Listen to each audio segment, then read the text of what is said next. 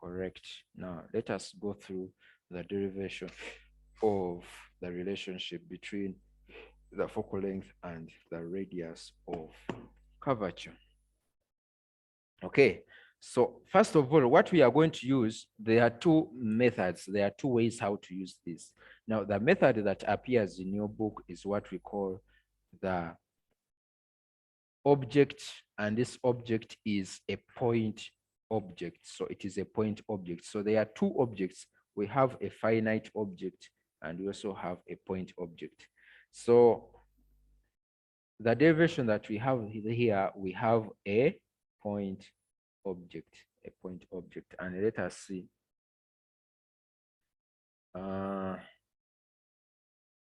So this is what I'm talking about. For the mirror formula, when you look at mirror formula, we have a point object and we also have a finite object. So a point object is at the principal axis. That's what we shall see. But under this, this is general. We shall just look at an object which is coming from point A, and then the light strikes the mirror at point X. So you may draw the curve if you want, but I prefer that I can draw a straight line and then I put the sign of the mirror there. So I draw a straight line there, and I draw the principal axis.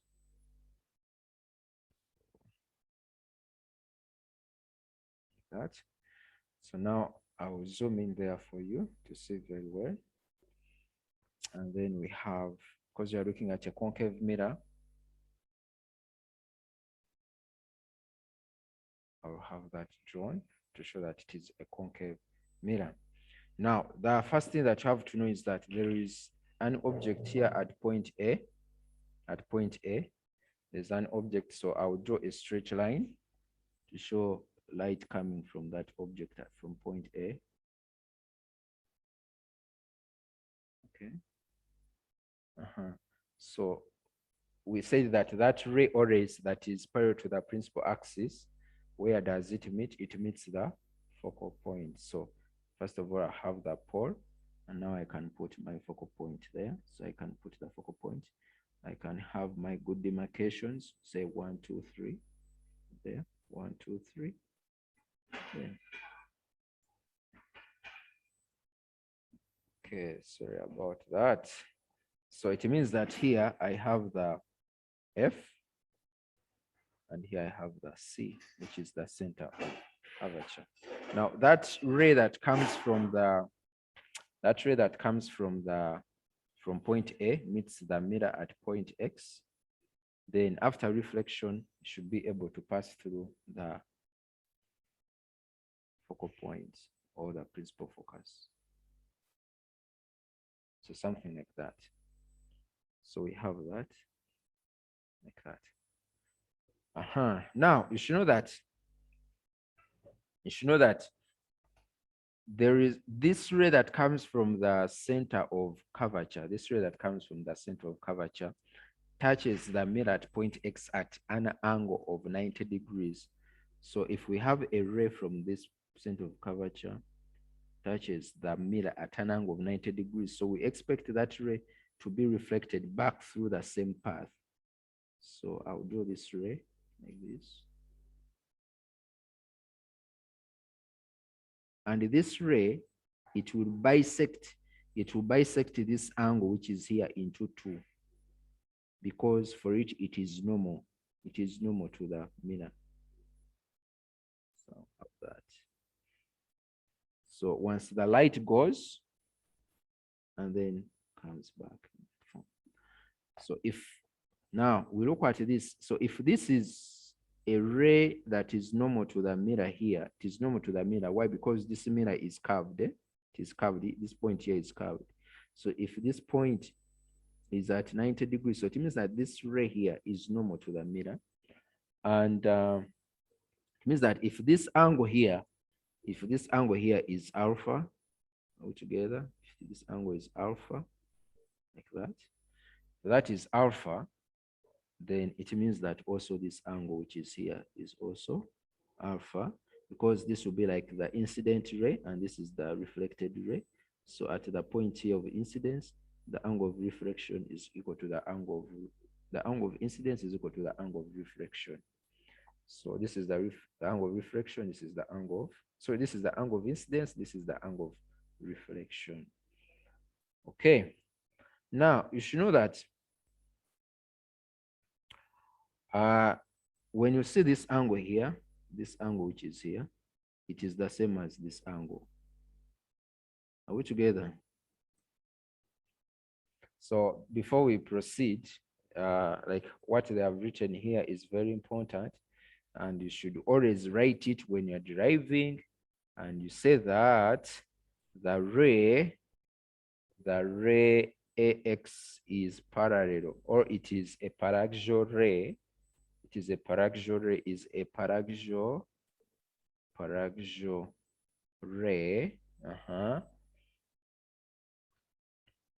and is reflected through the principal axis. That's what we did first. This one is reflected through the principal axis. That was the first thing, or the principal focus, which is F. So this ray is reflected through the F, which is the focal point. And we should know that now FP is called the focal point, or the principal focus, which is F there. FP is, sorry, F is the focal point, but FP is the focal length. FP is the focal length. And this time it is not capital F. When you write capital F, then that is the principal focus. When you write small f, then that is the focal length. That is the focal length. Okay.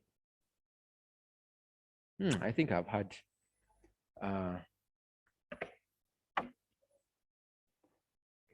some water. Proceed. Now,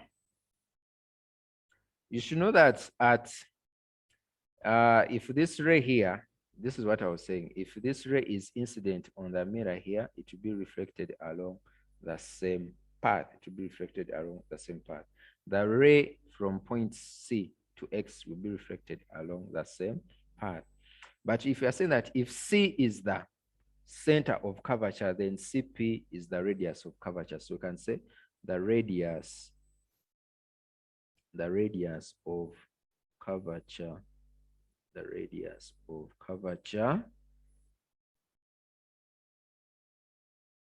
is CP. Okay, and you can say there CP equals to R. So CP is R. We shall say that CP is R. So from here up to there, we have our R, and from here up to there, FP, we have our focal length, F.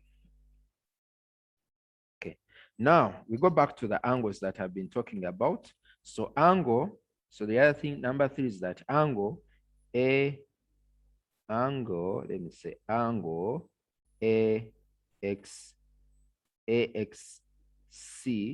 is equal to angle CXF,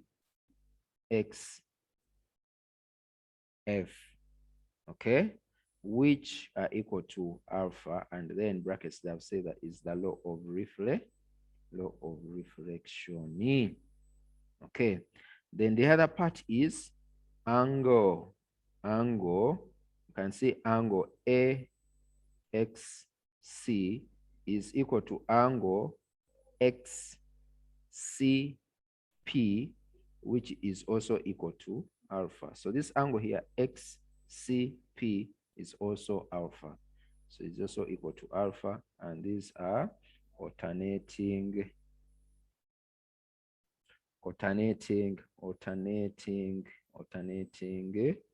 angles.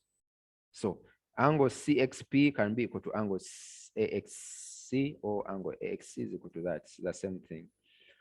All right, then what does this one mean? So when you look at this diagram very well, you can say that FC is equal to FX. FC, this is FC. equals to f what? Xy, because we have this angle here and this angle. So it means that what you should know is that from that point is that the triangle, so triangle, can say triangle, triangle, we can call it triangle CFX is an isosceles triangle, is an isosceles, or is an isosceles triangle. So it means that this this side here, this side is equal to this side. So I may zoom in there very well. So if this is an isosceles triangle, because of these base angles are being equal, so it means that this side is equal to that what? To that side. So that means that F, or we can say FC equals to F what? Fx. FC is equal to Fx. FC is equal to Fx. FC is equal to Fx. Now, if FC is equal to Fx, if FC is equal to Fx, the other thing that you should know is that because AX is a paraxial ray, and paraxial rays are close to the principal axis, very close to the principal axis, then it means that the Fx is equal to Fp, because we shall assume that line AX is almost along the principal axis here. It's always along, it is close to the principal axis here. So it means that if AX is along the principal axis, then it means that Fx must be equal to F what? Fp, because they are close to one another. So that's what they are saying, that for AX close to the CP, then Fx is equal to Fp. So since AX is close to the principal axis, then Fx equals to F what? Fp. Fx is equal to Fp. Like that. So they are just words, but these words come from this diagram that we've just drawn here. And you should know exactly how those angles keep on matching. Shall have a recap of this, and then we'll see how you can memorize it very well and faster. Now, we have said that f of x, Fx is equal to Fp. So Fx here is equal to Fp. So it means that if Cp, if Cf was equal to Fx, so it means that also Fp is equal to Cf. Are you seeing that, members? Are you seeing that? If Fx is equal to Fp, then it means that Fp is also equal to Cf, because this and this are equal. Now, if this is equal to this, so it means that also this must be equal to that. Abange mwakishenga,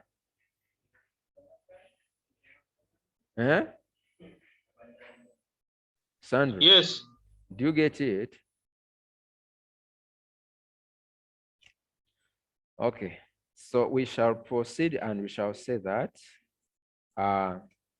f of x is equal, Fx is equal to Fp, therefore, so therefore Cf equals to Fp. So if Cf is equal to Fp, then it means that if Cf is equal to Fp, then it means that the distance from here up to here is r. The distance from here up to here is r. So it means that r is equal to twice Fp. Okay, so it means that r is equal to twice Fp. Okay, so therefore it means that, so or we can go with what is here in the question, and I say twice Fp twice FP, this plus this is the same as FP times 2. Here up to here, then also from here up to here is the same as twice FP. So twice FP, shall say twice FP is equal to CP, which is equal to R. So because this is also the same as this, so twice FP, this one 2 times is the same as CP, and CP is equal to R. But we know what FP is, so we shall say that 2F, because FP is F, when you see here in the notes FP is F, so we shall say 2F is equal to R, and we can conclude and say that R is indeed equal to 2F, and that is our relationship. That is the relationship that you should know, that always R is twice the focal length. Twice the focal length. Okay, now how should you memorize this? How should you memorize this? You should memorize these angles very well. So the first ray incident at point X is reflected through F. That is the first thing. And then you create a normal line here, but that normal line comes from the point C and touches X. So it bisects this angle into 2, alpha, alpha. That's the second thing. And then the third thing that you have to know is that this angle, which is here, this angle here, it is equal to this angle. So once this angle is equal to this angle, so it means this triangle is an isosceles. And once that triangle is an isosceles, it means that now this side is equal to this side. But because AX is close to the principal axis, so it means that FX is equal to FP. So since FP is equal to FX and FX was equal to CF, then it means that also FP is equal to CF. Now that one means that twice FP, because this is equal to this, that means that twice FP is the same as having CP, and CP is R and FP is F. So it means that twice F is equal to R. Simple as that. Simple as that. So sit down, derive, and get to know how you derive that relationship. Okay, let us go to the next one. The next one is for the convex mirror. So for the convex mirror, we shall again use a straight line. If you feel like there is something that is not clear, this video will be uploaded tomorrow, and you can go over and over and over and over and over again and see what is taking place and or clarify your doubt. Okay, so I will draw this to show that I'm dealing with a convex mirror. Then because we know that for a convex mirror, its focal point and its center of curvature, they are virtual. So I'll put them inside. So I'll use, let me use 3 centimeters there and there. So I'll put here F, and here I'll put C. Okay. Now, the next thing that I'm going to do is I have to indicate where the pole is.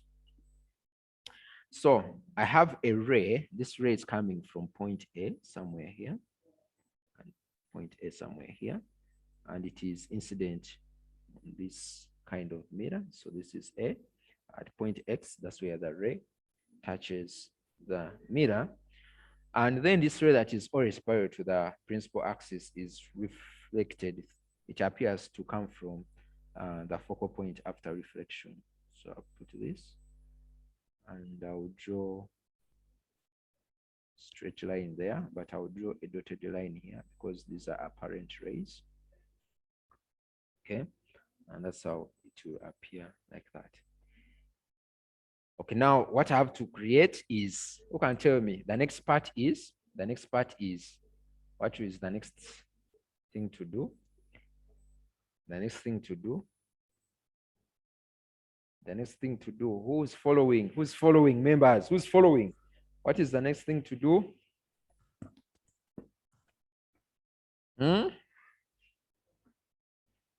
Naruvega. Naruvega, I'm not hearing you. What's the next thing to do?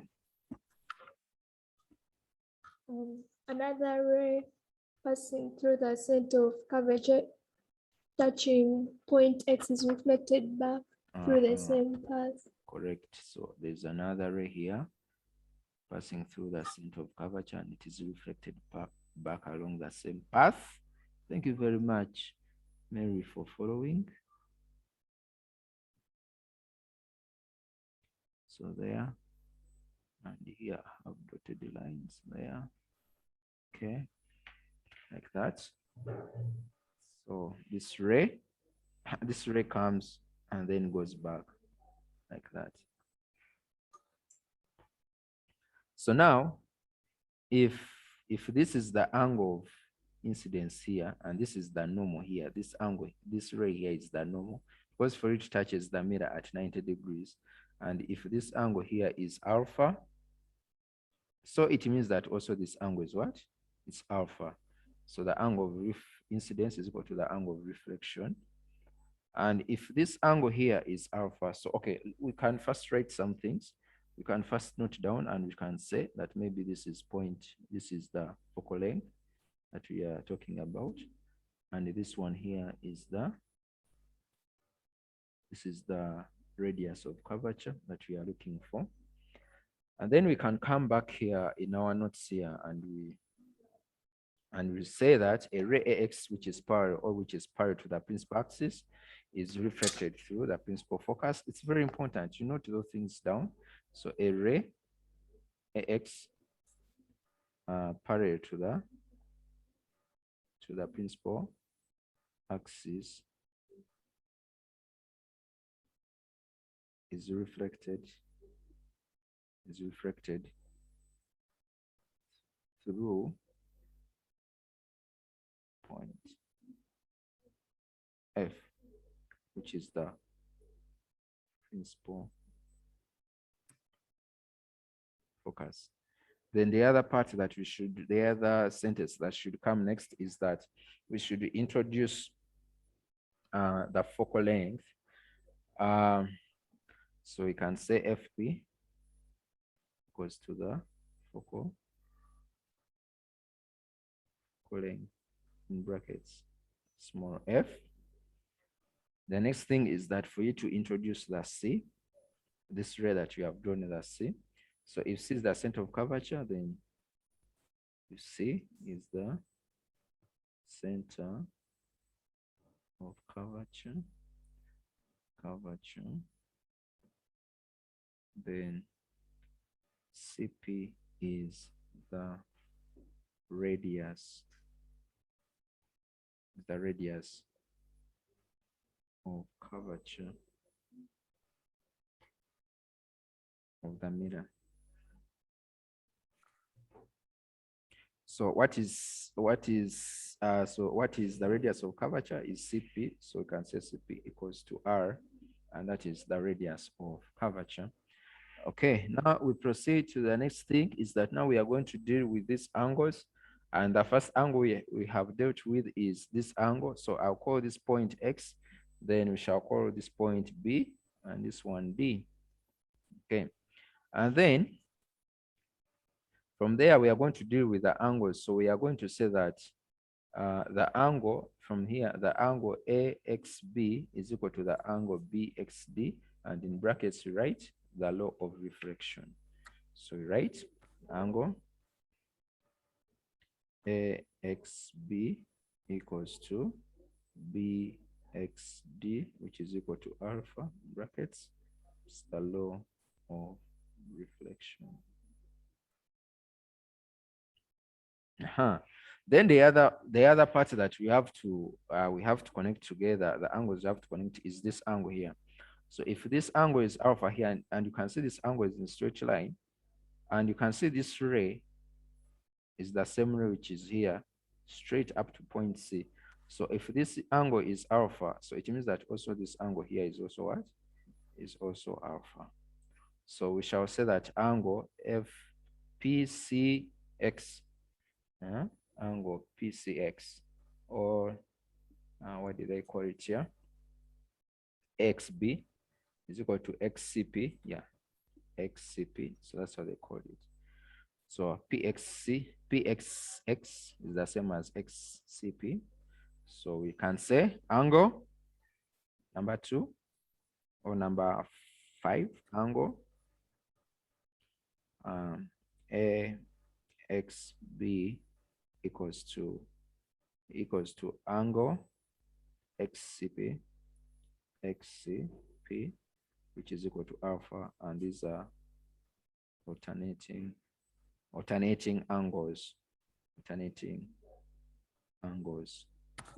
Okay, that is it. So now we have seen that this one is also called alpha. Now, if this is alpha now, and we want to find out what is this angle here. Here in our notes it is not indicated, but this angle here is alpha here. This angle here is alpha. Where does it come from? So you can see in here, if I may zoom in there for you to see this very well. So you can see that this angle here is equal to this angle here. So it means that these are vertically opposite what? Vertically opposite angles. So angle BXD is equal to angle CXF, and those are vertically opposite angles. So we can add that one there, and we can say that angle BXD equals to angle CXF, which is equal to alpha, and these are vertically opposite angles. Vertically opposite angles are always equal, so you should know that. So now this one creates, if you may zoom in there very well, this one will create for us a triangle. You can say our triangle FCX is an isosceles triangle because we have two angles here, and these angles are, let's say, they are base angles. So it means that this side must be equal to this what? This other side here. So we can note that down so that we follow very well our derivation, and also for us to understand when we are revising and we say triangle, this one will represent triangle, and I can say triangle FXC is an isosceles. Is an isosceles. So if triangle FX is an isosceles, so the other thing that you have to know is that if it is an isosceles, then it means that fx is equal to fc. So fx, therefore fx equals to f what? Fc.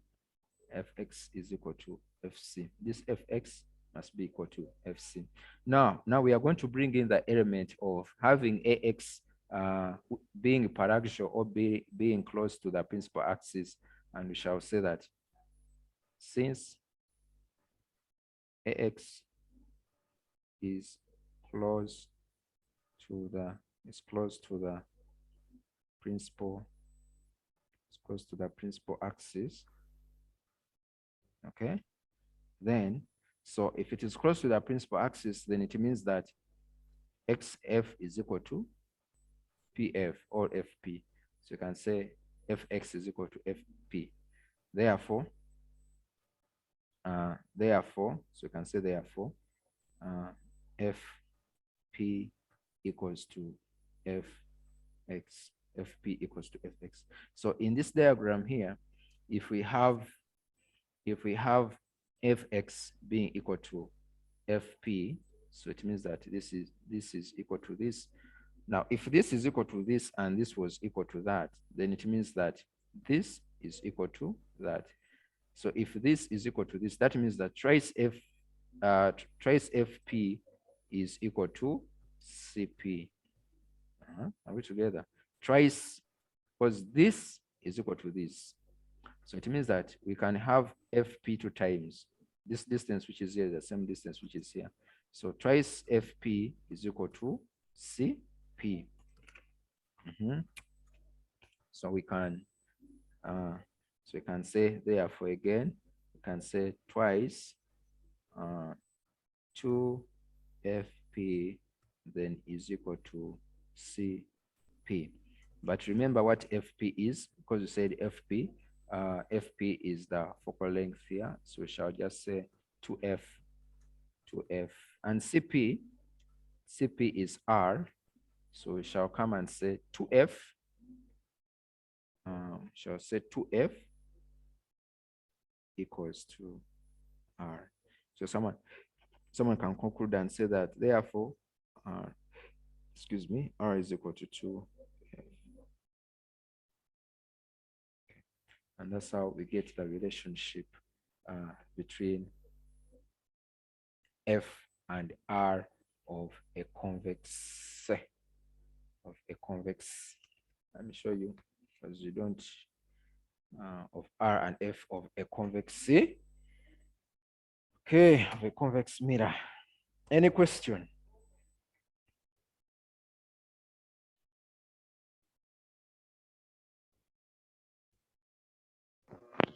No, sir.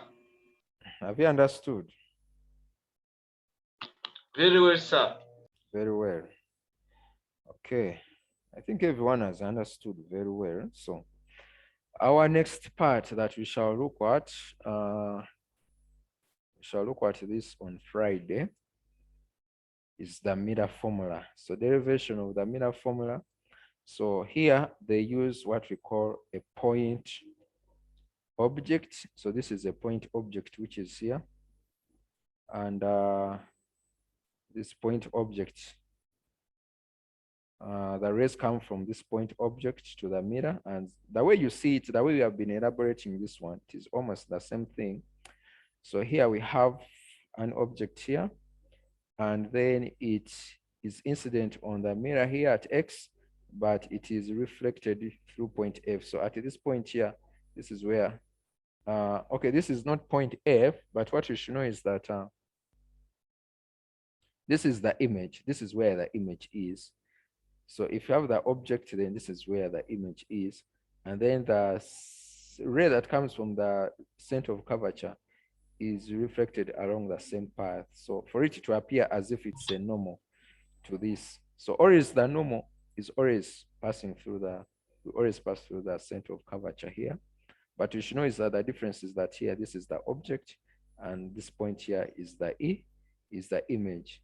And someone is asking now, how shall we get the F in our equation?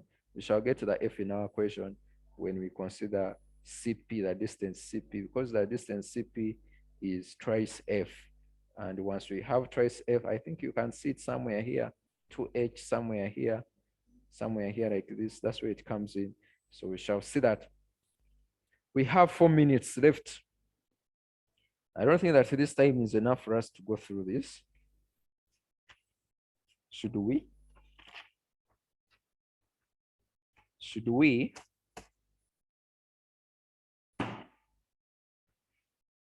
Members, you ask any question. Okay, if you don't have, let me first tell you something. So